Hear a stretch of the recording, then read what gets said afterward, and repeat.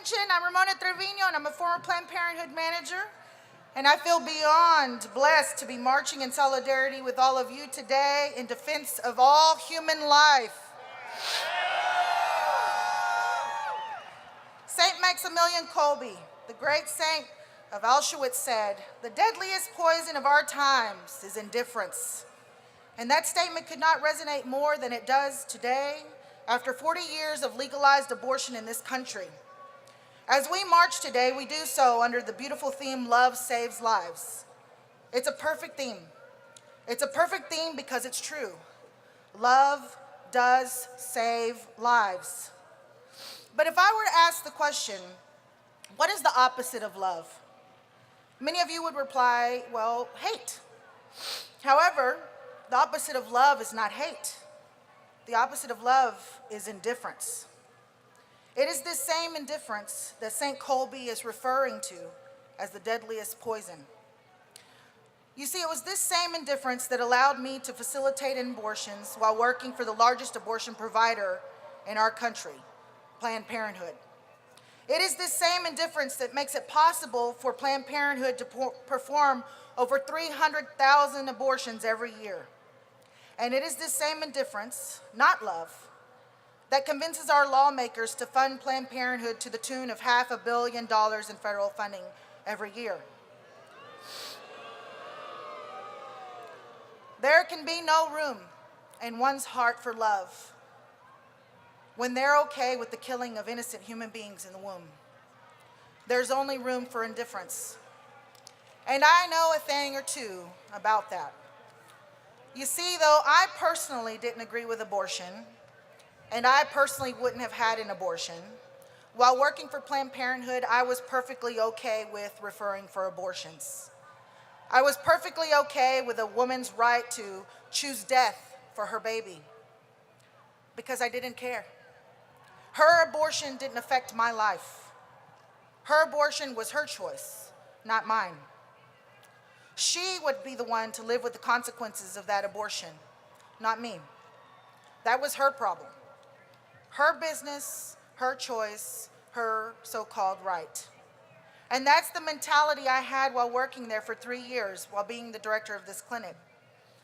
I lived only for myself and for my family, with a mind and heart filled with indifference for both the unborn and their mothers and fathers. If I had loved my neighbor as myself, as Jesus commands us to do, I would have, one, never ever worked for Planned Parenthood, and two, I would have joined this fight for life a very long, long time ago. It is love that brings us here today. It is that very love of our neighbors as ourselves that keeps us marching and fighting for 45 years now. It is love that brings us out to the abortion facilities to pray. It is love that reaches out to a woman in crisis to say to her, I'm here for you, and I can offer you real help. It is love that brings us to our knees to pray for an end to the slaughter of our most vulnerable brothers and sisters in the womb. It is love that wants to spare mothers and fathers from a lifetime of pain and regret that abortion will bring. And it was that same love that brought a group of people outside of my Planned Parenthood center almost 7 years ago to prayerfully and peacefully partake in a 40 Days for Life vigil. A vigil that not only witnessed my conversion and exodus, but also a vigil that witnessed that same Planned Parenthood clinic shut down 3 months later. Love saves lives. Love saved my life. And it was that same love that saved the future lives of my 3 youngest children. 3 children that would not be here today had I not walked away from Planned Parenthood. Love has a ripple effect that can change the course of generations to come.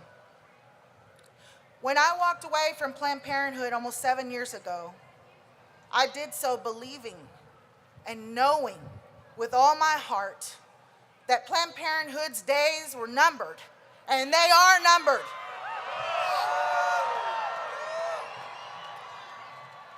And I walked away believing and trusting that Roe v. Wade's days are numbered. You see, we don't just march and then go home to just forget about why we're here.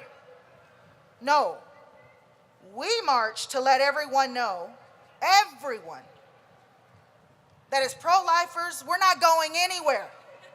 Because after today, we just don't give up on this fight.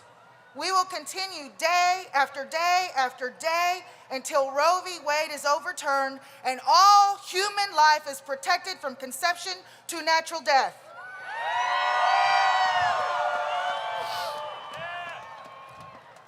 Before I leave and march with you today, I have one last message, and this is a message I have for Planned Parenthood. Stop perpetuating this lie that women need abortion. Women do not need abortion. And another thing is, stop trying to convince my people, the Latinos, that we need you and we need abortion. Nosotros los Latinos no necesitamos el aborto y tampoco no necesitamos a Planned Parenthood. Thank you, Chicago.